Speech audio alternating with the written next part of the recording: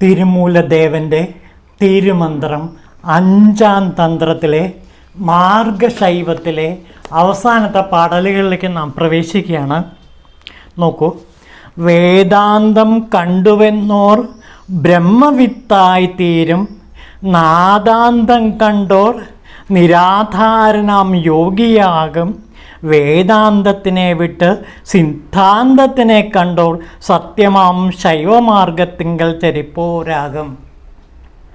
ഇതാണ് തിരുമൂലദേവൻ പറയുന്നത്. അപ്പോൾ വേദാന്ത സിദ്ധാന്ത കാര്യങ്ങളെ ഇവിടെ വിശകലനം ചെയ്യുകയാണ് തിരുമൂലർ. നോക്കൂ, വേദാന്തം കണ്ടുവന്നോർ ബ്രഹ്മവിത്തായി തീരും. വേദാന്തം, വേദത്തിൻ്റെ അന്തമായ ഉപനിഷത്ത് സത്യം, ആ ഉപനിഷത്ത് സത്യം കണ്ടവർ ആരായി തീരും? ബ്രഹ്മമായി തന്നെ തീരും. അവർ സാക്ഷാൽ ബ്രഹ്മമായി, വേദവിത്തായ ബ്രഹ്മമായി തന്നെ നിൽക്കും. പിന്നെ നാദത്തിൻ്റെ അന്തം കണ്ടോർ നിരാധാരനാം യോഗിയാകും. അപ്പോൾ യോഗിമാർ ഏതിനെയാണ് കാണുന്നത്? നാദ അന്തത്തെയാണ് കാണുന്നത്. നാദത്തിൻ്റെ അന്തം, ആ നാദത്തിൻ്റെ അന്തത്തെ കാണുന്നവർ യോഗിയായി തീരും. നാദവും ബിന്ദുവും, അതായത് ശിവശക്തി മേളനം, ശിവശക്തൈക്യം പ്രാപിച്ചവരാണ് യോഗിമാർ. പിന്നെ വേദാന്തത്തിനെ വിട്ട് സിദ്ധാന്തത്തിനെ കണ്ടോർ സത്യമാം ശൈവമാർഗത്തിൽ ചരിപ്പോരാകും. അപ്പോൾ വേദാന്തം കഴിഞ്ഞിട്ട്, അതായത് ഉപനിഷത്ത് പഠനവും കഴിഞ്ഞിട്ട് സിദ്ധാന്തത്തിൽ, അതായത് ശൈവ സിദ്ധാന്തത്തിൽ എത്തിച്ചേരുന്നവർ ഏത് മാർഗത്തിൽ എത്തിച്ചേരും? സത്യമായ ശൈവമാർഗത്തിങ്കൽ ചരിപ്പോരാകും. സത്യമായ ശൈവമാർഗത്തിൽ, ശിവമാർഗത്തിൽ ചരിപ്പോരാകും. അപ്പോൾ വേദാന്തത്തെയും സിദ്ധാന്തത്തെയും ഇവിടെ തിരുമൂലദേവൻ അല്പമൊന്ന് താരതമ്യപ്പെടുത്തുകയാണ്. വേദാന്തം എന്താണ്? ശുദ്ധമായ ജ്ഞാനം കൊണ്ട് ബ്രഹ്മമായി തീരുന്ന അവസ്ഥയാണ്, ബ്രഹ്മമായി തീരും. അതേപോലെ നാദത്തിൻ്റെ അന്തം, അതായത് യോഗ സാധന അനുഷ്ഠിക്കുന്നവർ നാദവും ബിന്ദുവും യോജിക്കുന്ന സഹസ്രാരത്തിൽ, അതായത് ആ കുണ്ടലിനി ശക്തിയുടെ ഉണർവിനെ പറ്റി നാം കണ്ടതാണ്. ഷഡാധാരങ്ങളിലൂടെ കടന്നുപോയി ഈ ശക്തി ശിവനുമായി ഒന്നിക്കുമ്പോൾ ഉണ്ടാകുന്ന ആ അമൃതരസം നുകരുന്നവരാണ് യോഗികൾ. ഇതാണ് ബ്രഹ്മവും യോഗിയും തമ്മിലുള്ള, ബ്രഹ്മജ്ഞനും യോഗിയും തമ്മിലുള്ള വ്യത്യാസം. ഇവർക്ക് സ്വല്പം വ്യത്യാസമുണ്ട്. ഒരു ബ്രഹ്മവിത്തും ഒരു യോഗിയും തമ്മിൽ വ്യത്യാസമുണ്ട്. ബ്രഹ്മവിത്തായിട്ടുള്ള ആള്, ഞാൻ കഴിഞ്ഞ ദിവസം പറഞ്ഞതുപോലെ ദക്ഷിണാമൂർത്തി ആയിത്തീരുന്നു. അയാൾ ബ്രഹ്മം തന്നെയാണ്, സാക്ഷാൽ സദാശിവനായി തന്നെ കഴിയുന്നു. ഇത് ശിവന് തന്നെ പല അവസ്ഥകളുണ്ട്. അതിലെ യോഗി ഭാവത്തിലേക്ക് എത്തിച്ചേരുന്ന ആളാണ് ഈ ശക്തിയെ ഉണർത്തുന്നവർ. അതായത് ശക്തി ഉപാസനയിലൂടെ നാദാന്തത്തിൽ എത്തിച്ചേർന്ന യോഗികൾ എപ്പോഴും ശിവശക്തി മേളനത്തിൽ നിന്നുണ്ടാകുന്ന ആ അവസ്ഥയിലുള്ള ശിവത്വത്തെയാണ് പ്രാപിക്കുന്നത്. അത് യോഗിയുടെ അവസ്ഥയാണ്. പിന്നെ വേദാന്തത്തിനെ വിട്ട് സിദ്ധാന്തത്തിൽ എത്തിച്ചേരുന്നവർ, അതായത് ശൈവ സിദ്ധാന്തത്തിൽ എത്തിച്ചേരുന്നവർ സത്യമാം ശൈവമാർഗത്തിൽ എത്തിച്ചേരും, ശിവമാർഗത്തിൽ എത്തിച്ചേരും. അത് ശൈവ സിദ്ധാന്തികൾ പറയുന്നത് ഏറ്റവും ഉന്നതമായ തലമാണെന്നാണ്. ഇവിടെയാണ് വേദാന്തികളും സിദ്ധാന്തികളും തമ്മിൽ ഒരു ചെറിയ വ്യത്യാസം വരുന്നത്. വേദാന്തികൾ ബ്രഹ്മത്തിൽ എത്തിച്ചേരാൻ ആഗ്രഹിക്കുമ്പോൾ യോഗികൾ നാദാന്ത അവസ്ഥയിൽ എത്തിച്ചേരാൻ ശ്രമിക്കുമ്പോൾ ശൈവ സിദ്ധാന്തികൾ അത് വേദത്തെയും വിട്ട് അവർ ശൈവ സിദ്ധാന്തത്തിൻ്റെ ആത്യന്തിക സത്യമായ ശൈവമാർഗത്തിൽ എത്തിച്ചേരുന്നു. ആ ശൈവമാർഗം എന്നുള്ളത് അൻപേ ശിവം എന്ന അവസ്ഥയാണ്. സ്നേഹമാണ് ശിവൻ. ആ സ്നേഹത്തിന് പ്രാധാന്യം കൊടുക്കുന്നു. അതായത് ബ്രഹ്മത്തിന് പല ഭാവങ്ങളുണ്ട്. ഒന്ന് ഞാനായിരിക്കുന്ന അവസ്ഥ, അതാണ് ബ്രഹ്മമായിരിക്കുന്ന അവസ്ഥ, അഹം ബ്രഹ്മാസ്മി എന്ന അവസ്ഥ. പിന്നെ അതേപോലെ തന്നെ രണ്ടാമത്തെ അവസ്ഥ യോഗികളുടേതാണ്. അത് നാദാന്തത്തിലെത്തിച്ചേർന്ന യോഗികളാണ്. അത് ബ്രഹ്മത്തിൻ്റെ തന്നെ മറ്റൊരു സ്വഭാവമാണ്. അത് പ്രകാശമാണ്, ജ്വാലയാണ്. ഇതും ബ്രഹ്മത്തിൻ്റെ ഭാവമാണ്. അപ്പോൾ ബ്രഹ്മത്തിന് 3 ഭാവങ്ങളുണ്ടെന്ന് മനസ്സിലാക്കുക. ഒന്ന്, ഉണ്ട് എന്ന അസ്തിത്വത്തിൻ്റെ അംശം, ഞാനുണ്ട് എന്നുള്ള ആ ഉണ്ട് എന്നുള്ളതിൻ്റെ അവസ്ഥ, അത് ബ്രഹ്മഭാവമാണ്. ഞാനല്ലാതെ മറ്റൊന്നുമില്ല. അഹം ബ്രഹ്മാസ്മി, അല്ലെങ്കിൽ അയം ആത്മാ ബ്രഹ്മ എന്ന തത്വം. ഇത് ബ്രഹ്മത്തിലെത്തിച്ചേരുന്ന വേദാന്ത മാർഗമാണ്. യോഗിമാരുടെ മാർഗം ഇതിൽ നിന്നും കുറച്ച് വ്യത്യസ്തമാണ്. അതായത് കുണ്ടലിനി ശക്തിയെ ഉണർത്തി ശിവശക്തി മേളനത്തിലൂടെ അവർ ശിവത്വത്തിലേക്ക് എത്തിച്ചേരുകയാണ് ചെയ്യുന്നത്. അങ്ങനെയുള്ളവർ പ്രകാശത്തിനായിരിക്കും പ്രാധാന്യം കൊടുക്കുക. അവർ എപ്പോഴും ദർശിക്കുന്നത് പ്രകാശമാണ്, ജ്യോതി, ശിവജ്യോതി. ശിവജ്യോതിയിൽ ലയിച്ചിരിക്കുന്ന പ്രകാശമാനമായവർ. ഈ പ്രകാശമാനമായ യോഗിമാർ 2 തരത്തിലുണ്ട്. ഒന്ന് വൻതൊണ്ടൻ എന്നും മറ്റൊന്ന് മെൻതൊണ്ടൻ എന്നും.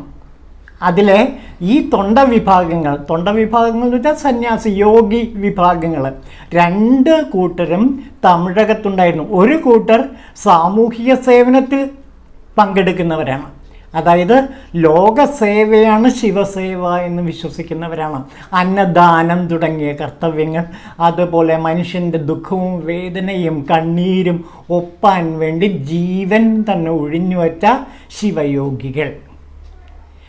അങ്ങനെയുള്ള ശിവയോഗികളുണ്ട്. ഇതിൽ നിന്ന് 3ാമത്തെ തരത്തിൽ ശൈവ സിദ്ധാന്തികൾക്ക് കുറച്ചുകൂടി വ്യത്യാസമുണ്ട്.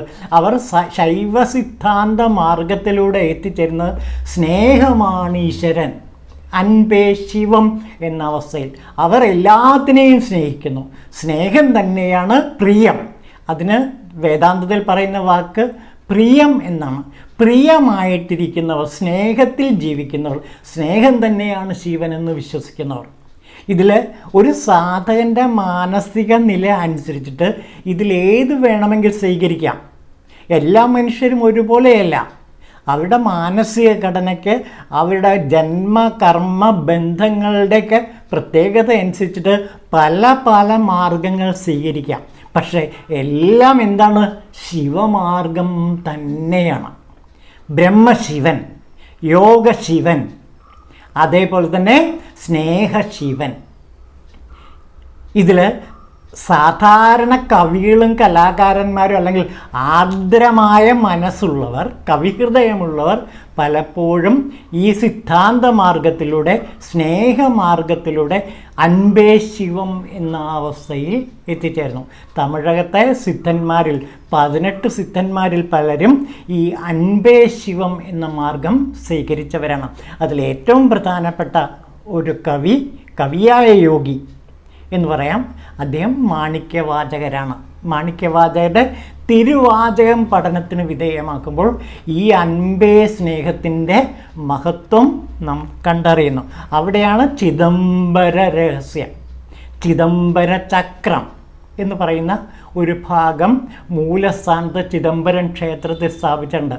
അത് ഈ നമശിവായ എന്നുള്ള ആ അക്ഷരങ്ങൾ, പഞ്ചാക്ഷരങ്ങൾ പലതരത്തിൽ തിരിച്ച് 5 തരത്തിൽ തിരിച്ച് 5 തരത്തിലാക്കിക്കൊണ്ട് ഈ സ്നേഹത്തിൻ്റെ ഉത്തുംഗമായ ഭാവത്തിലേക്ക് എത്തിച്ചേരുന്ന യോഗാവസ്ഥയാണ്. ഇതാണ് ഈ വരികളുടെ അർത്ഥം. പിന്നെ ദേ നോക്കൂ, വിണ്ണിനെ തൊടുന്നില്ല മേഘങ്ങൾ, അതുപോലെ കണ്ണിനെ കണ്ണ് കാണുന്ന കാഴ്ചകളും ഞാൻ എൻ്റേത് എന്ന് തോന്നും ഭാവന പശുപാശങ്ങൾ ഏതുമേ തൊടുന്നില്ല ഈശനെ എന്നുമെന്നും. ഈശ്വരനെ, അതായത് ശിവനെ ജന്മഭാവനകൾ കർമ്മഭാവനകൾ ഒന്നും ഏച്ചുന്നില്ല. എന്താ, വിണ്ണിനെ തൊടുന്നില്ല മേഘങ്ങൾ. വിണ്ണിനെ ഒരിക്കലും കാർമേഘങ്ങൾ സ്പർശിക്കുന്നേയില്ല. അത് വന്നു പോയി കൊണ്ടിരിക്കും. അപ്പോൾ നമ്മൾ കഴിഞ്ഞ ദിവസം പറഞ്ഞില്ലേ, താമരയിലെ വെള്ളത്തുള്ളി എന്ന് പറഞ്ഞില്ലേ, അതേപോലെ വന്നു പോയിക്കൊണ്ടിരിക്കും. അതൊന്നും അവരുടെ ശിവത്വത്തെ ബാധിക്കുന്നേയില്ല. പിന്നെ കണ്ണിനെ തൊടാ, കണ്ണ് കാണുന്ന കാഴ്ചകൾ നാം ഇപ്പോൾ ഒന്ന് കാണുകയാണ്. ആ കാഴ്ച നമ്മുടെ കണ്ണിനെ ബാധിക്കുന്നില്ല. നമ്മുടെ കണ്ണ് ഒരു സാക്ഷി മാത്രമാണ്.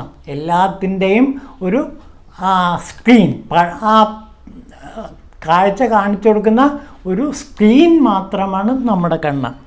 പിന്നെയോ അതേപോലെ സാക്ഷിഭാവത്തിലിരിക്കുന്നവരായിരിക്കും ഈ സിദ്ധാന്തികൾ.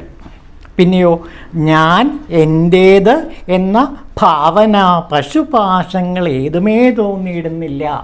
ഭാവനയിൽ പോലും പശുപാശങ്ങൾ ഒന്നുമില്ല.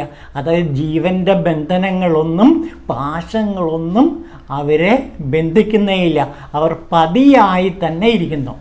അപ്പോൾ പശുപാശങ്ങളെല്ലാം മാറി പശു പതിയായി മാറുന്ന കാഴ്ച നാം ഇവിടെ കാണുന്നു. നമുക്കതിൻ്റെ ഡീറ്റെയിൽഡായിട്ട് അർത്ഥത്തിലേക്ക് കേൾക്കാം. ഇതാ നോക്കൂ, വിണ്ണിൽ തെളിയുന്ന മേഘപടലങ്ങളൊന്നും വിണ്ണിനെ സ്പർശിക്കുന്നേയില്ല. പിന്നെ കണ്ണിൽ തെളിയുന്ന വസ്തുക്കളൊന്നും കണ്ണിൽ വന്നുപെടുന്നില്ല. അതുപോലെ ജീവനിൽ പറ്റി നിൽക്കുന്ന കാമമലത്തെയും കർമ്മമലത്തെയും മനുഷ്യ മനസ്സുകൾക്കപ്പുറം വർത്തിക്കുന്ന ആ ദിവ്യ ജ്യോതിസായ ശിവനിൽ ആത്മാവിനെ ഒരിക്കലും സ്പർശിക്കുന്നേയില്ല. അപ്പോൾ ശൈവ സിദ്ധാന്തികളെ ഈ മലങ്ങളൊന്നും സ്പർശിക്കുന്നില്ല. അവർ ലോകത്തിൻ്റെ മധ്യത്തിൽ സേവനം ചെയ്യുന്നവരായിരിക്കും. പക്ഷേ ഈ ലോകത്തിൻ്റെ മലങ്ങളൊന്നും അവരെ ബാധിക്കുന്നേയില്ല. ഒരു സാക്ഷി ഭാവത്തിലായിരിക്കും അവർ നിഷ്കാമ കർമ്മം ചെയ്യുന്നത്. ഞാൻ പലപാട് പറയാറുള്ള ഒരു യോഗിവര്യനെ പറ്റി ഓർക്കുന്നുണ്ടാകും നിങ്ങൾ, വള്ളലാർ. അദ്ദേഹത്തെ പോലുള്ള യോഗിമാർ, വൻതൊണ്ടർ മെൻതൊണ്ടർ എന്ന യോഗ വിഭാഗത്തിൽപ്പെട്ട, സിദ്ധാന്ത വിഭാഗത്തിൽപ്പെട്ട അനേകം പേര് തമിഴകത്തുണ്ടായിരുന്നു. നമ്മുടെ നാട്ടിൽ, കേരളത്തിൽ അതിനെ പിന്തുടർന്ന് ഉണ്ടായ 2 ഗുരുക്കന്മാരാണ് ചട്ടമ്പി സ്വാമികളും ശ്രീനാരായണ ഗുരുദേവനും. അപ്പോൾ ശ്രീനാരായണ ഗുരുദേവൻ്റെ കർമ്മപ്രപഞ്ചങ്ങളൊന്നും സമൂഹത്തിൽ അദ്ദേഹം നടത്തിയ പ്രവർത്തനങ്ങളൊന്നും അദ്ദേഹത്തെ ബാധിച്ചില്ല.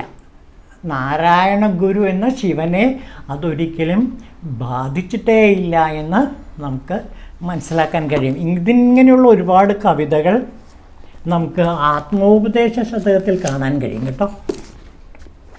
അതിലെ